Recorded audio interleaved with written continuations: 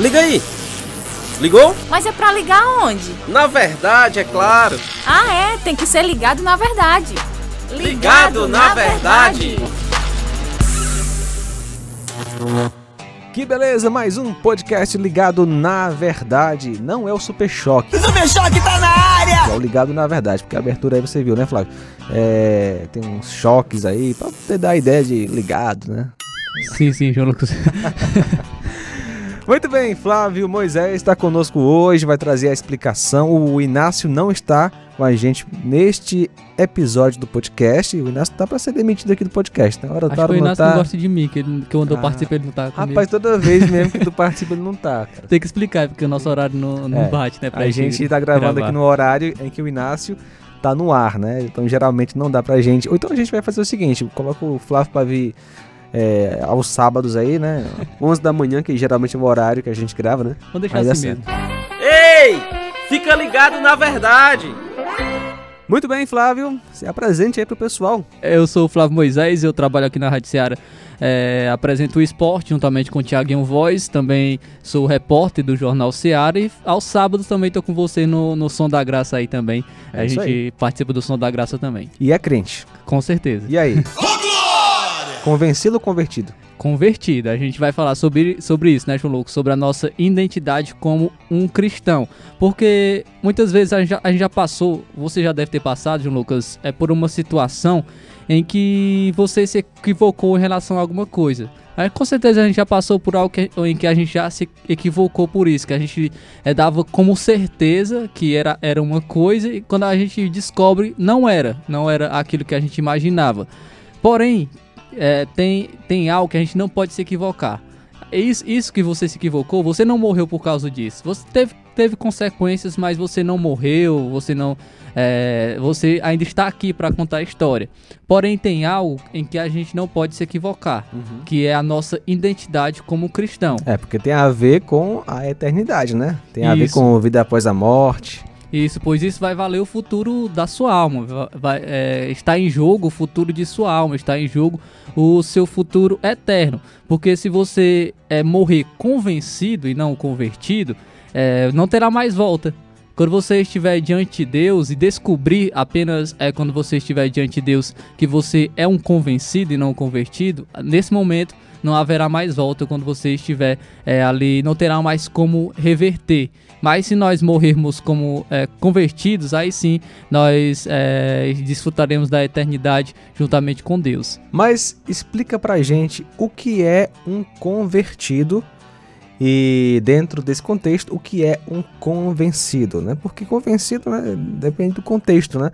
Mas vamos lá, convertido, o que é uma pessoa convertida? Tem uma passagem que fala que um dia nós descobriremos quem é convencido e quem é convertido, que é Mateus 7, do 21 ao 23, que diz o seguinte: nem todos os que me chamam Senhor, Senhor entrarão no reino dos céus, mas apenas aqueles que de fato fazem a vontade de meu Pai que está no céu.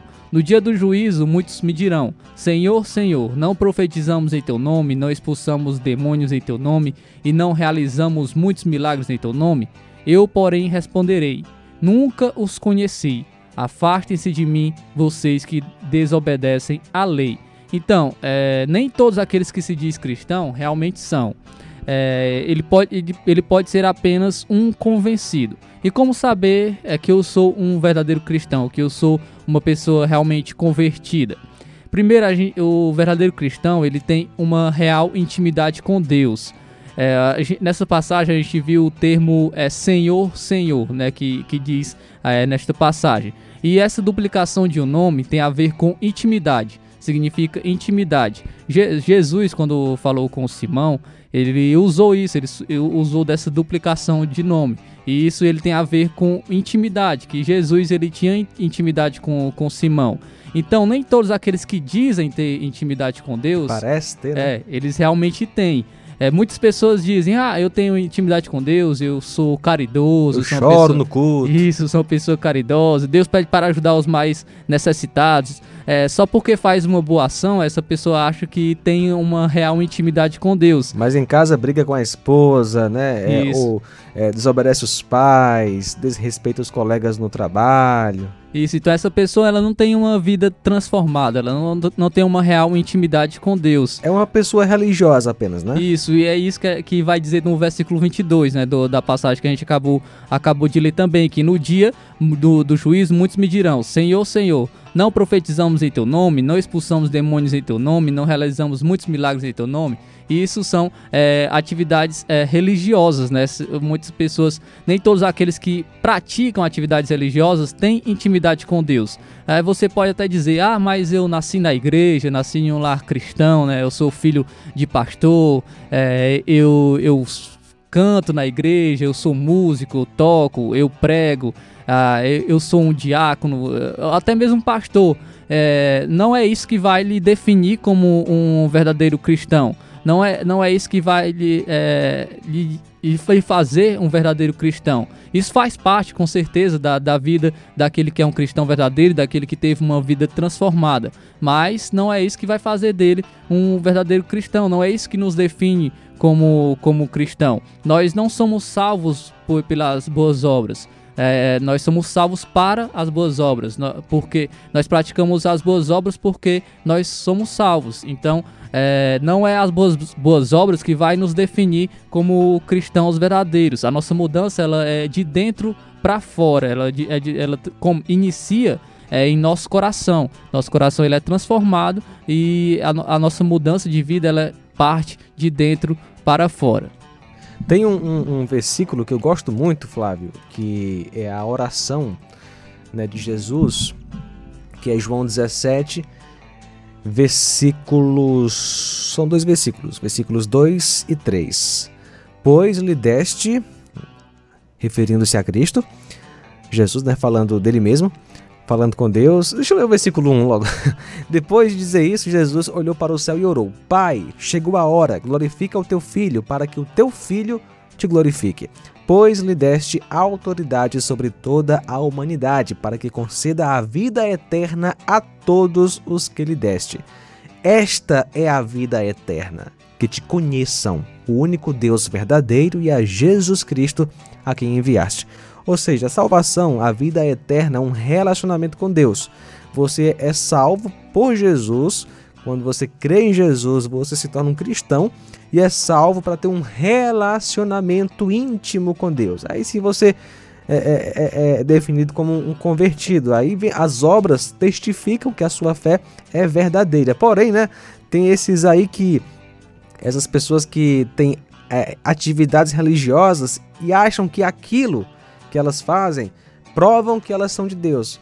Sendo que, na verdade, né, Flávio, o que prova que eu pertenço a Deus é a santificação. É o meu dia a dia, nos meus momentos secretos, onde ninguém está vendo, onde eu escolho obedecer a Deus. Isso, Lucas. E é muito fácil, né, nós aprendermos um vocabulário religioso, decorarmos versículos, aprendermos canções e mesmo assim não ser um cristão verdadeiro. Em João 8, quando os judeus dizem que são cristãos porque são descendentes de Abraão, Jesus ele vai dizer: vocês são filhos do diabo, não de Deus. Para sermos considerados cristãos, então, é necessário termos uma mudança que se inicia em nosso coração. E como você falou também, nós testificamos que somos cristãos verdadeiros através de nosso dia a dia também. E é justamente isso que eu quero pontuar também. O verdadeiro cristão, ele dá bons frutos. E no mesmo capítulo que a gente leu em Mateus 7, no versículo 20, diz: portanto, é possível identificar a pessoa por seus frutos.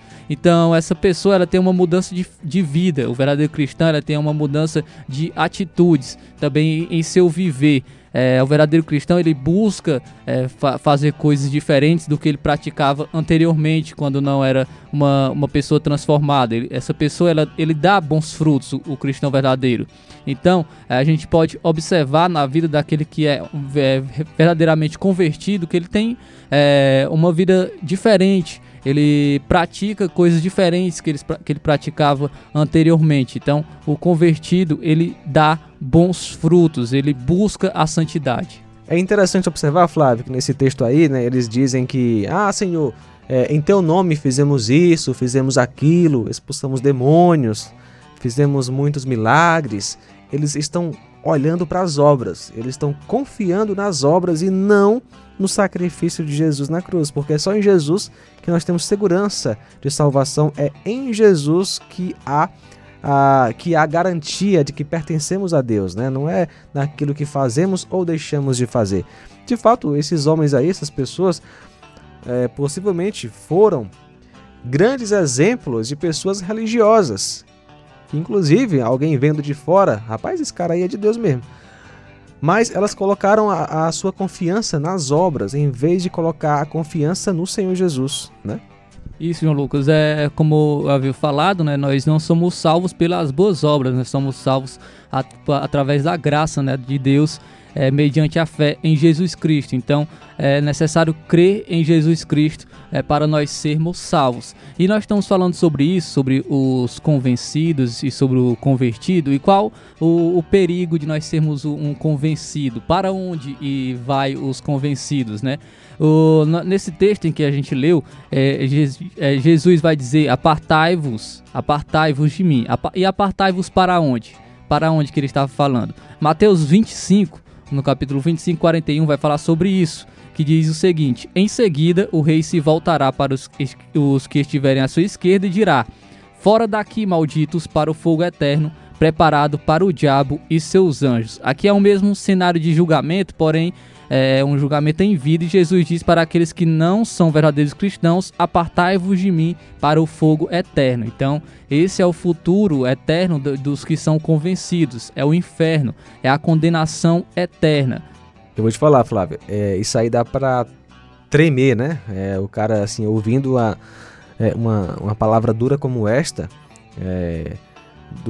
aí no texto de Mateus, né, a gente treme um pouco, a gente fica, rapaz, o negócio é muito sério.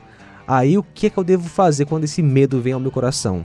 Tenho que ter consciência que sou pecador e tenho que correr para os braços de Jesus, porque este mesmo Jesus, que é o juiz de toda a terra, ele é o salvador do mundo. Quem nele crer é salvo. Agora, quem não crer vai se encontrar com ele como juiz e vai ouvir essas tristes palavras: apartai-vos de mim. E esse é um grande perigo, né, João Lucas, da religiosidade, porque acaba nos enganando, mas não engana a Deus. Nós podemos nos enganar, podemos enganar os outros, mas nós não enganamos a Deus. E por isso que é necessário uma transformação em nosso coração. Por isso que é necessário nós se prostrarmos diante de Jesus e crer nele como nosso único e suficiente Salvador.